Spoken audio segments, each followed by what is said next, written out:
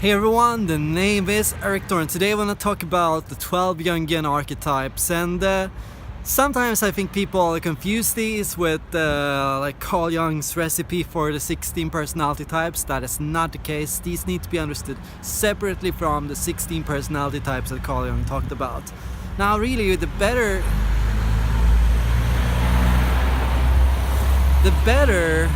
way to approach this is understanding what a mask is. What is a mask? A mask is something you put on. It's like this makeup you put on in a social situation. You can say it's about getting through or navigating a situation that is outside of your comfort zone. And my God, there are many situations like that, like being at a new workplace, being a newcomer, being a ruler or being a leader for other people. There are so many things that we can do that all serve one core purpose, that is bringing us outside ourselves and what we like to do or what we find easy or effortless. And we're constantly in this realm, and it's all outside your personality type. It's outside you in the sense that it requires you to pull on or to develop strengths that your personality type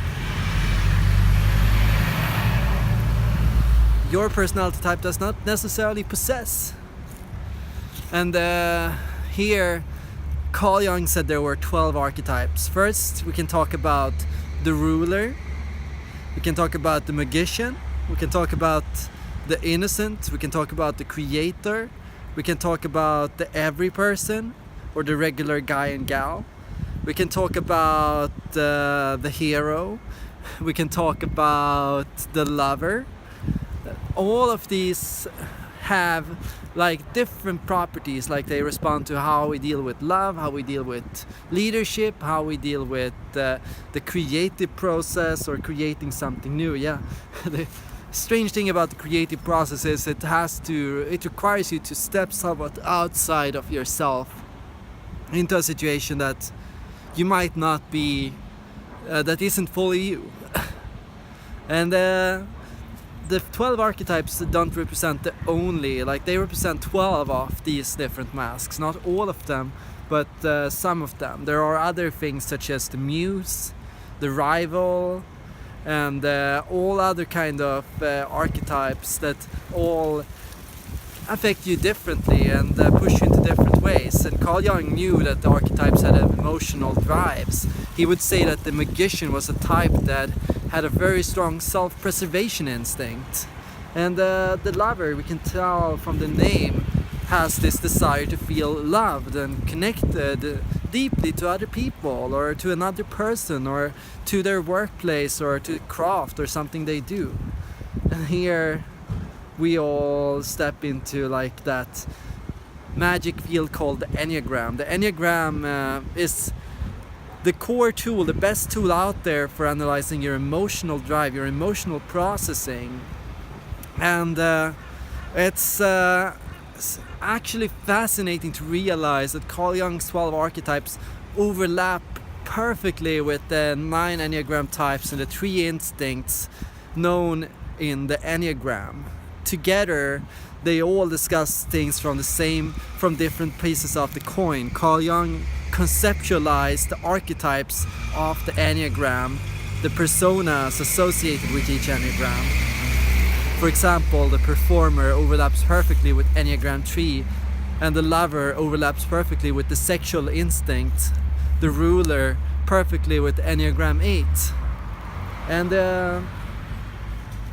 what we see here is Carl Jung was aware of the Enneagram way before a lot of us were, and he was aware of and influenced by all of these thoughts long ago already. And so what we need to do is, from a Jungian standpoint, we need to go into the Enneagram and we need to understand what Carl Jung was trying to say and how he was trying to use these to help drive counseling, therapy, and personal growth, and to help you understand where you are in that journey.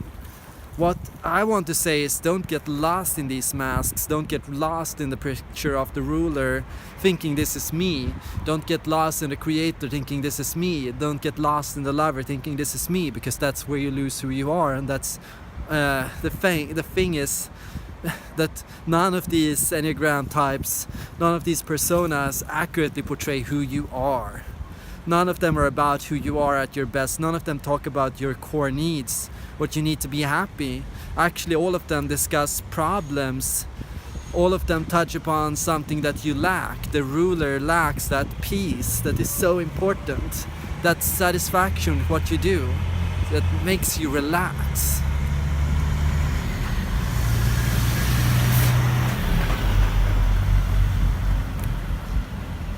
The lover relax. That should I say control that you can have, where you feel in charge of your own life and of your own future, because they are too intimately tied to another person, or they believe happiness is found in something else, not in themselves. That's all what you need to do. Like, we need to talk about the Enneagram based on the lack or the deficiency it brings up in us, and we need to confront this within ourselves and to become more true to ourselves and to who we really are. And so the tool of the Enneagram is really to become free of the Enneagram, to not be too hindered by it, and kind of also to find that ability to step into the Enneagram without being controlled by it, taking the position of the ruler when necessary, and being able to go outside your comfort zone when necessary, but not getting stuck in it, not using that as your landing point, not fooling yourself that I am this mask that I just put on. Just doing this out of awareness, genuine awareness that I'm doing something I don't like right now, but it's okay. I am doing something that is difficult right now, but that's fine. I will take that. And here's what I've been thinking about lately, like taking, like, for example, the ruler, the Enneagram 8. The Enneagram 8 sometimes is necessary to make decisions about difficult things. Like, we need to go step into the ruler instinct or the leader instinct to make decisions about things we don't understand. Like, there are tons of things in politics and in life, decisions that we can't predict the outcome of. Like, there are tons of things we need to do that we don't know or understand fully, and anger is a result of that not understanding. Like, we feel angry because we have to take responsibility because nobody else will. We feel upset because we feel uncomfortable, we feel anxious because we have to make decisions about things we don't fully understand or know or comprehend. And all of that, the Enneagram 8 is fully in this. They're fully immersed in this. Like, they're angry or upset or uncomfortable, but fine, I will do it. I will step up. If nobody else does, I'll have to fix this. I'll have to deal with this.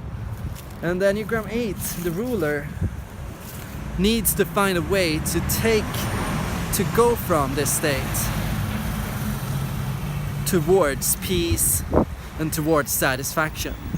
You need to find a way to channel that power and that influence towards something you understand, and you need to find a way to comprehend this and to take the time to yourself after you've done it to understand what you're doing, to gain perspective, to gain peace with what you've done, what you've had to do in these situations, to move on.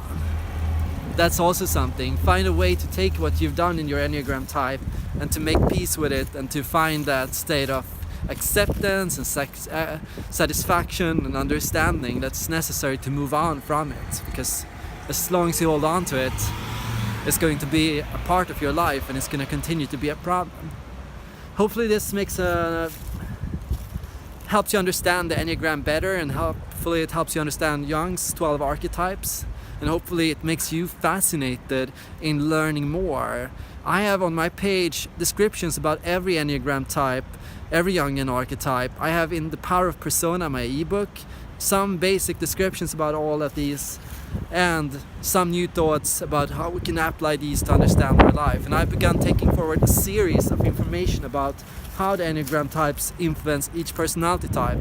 And what I'm saying is, and this is so important, if we take, for example, the ruler archetype, what is power and what is responsibility? Well, true it is for each personality type, power and responsibility is something different. Is it responsible to be pragmatic, or is it more responsible to do what is right, ethically speaking? Like, what is more important? Here, I think all personality types have different conclusions. So each Enneagram type comes off differently for each personality type. The INFJ performer is different than the ESTP performer or the INFP performer. All handle and go into and embody this type differently, and that's why we say INFPs are all Enneagram 4s, because we are stuck in that two-dimensional worldview where each MBTI type is the one Enneagram type, and where there is only one way to be angry, only one way to feel shame, only one way to feel anxiety. All personality types have different ways of managing these emotions and of dealing with them and responding to them. And I think this needs to be separated from the Enneagram. We need to understand the MBTI separately from the Enneagram to fully understand the value that the Enneagram has to offer. So that's all for today. Thank you all for watching, and I hope to see you guys in the next video.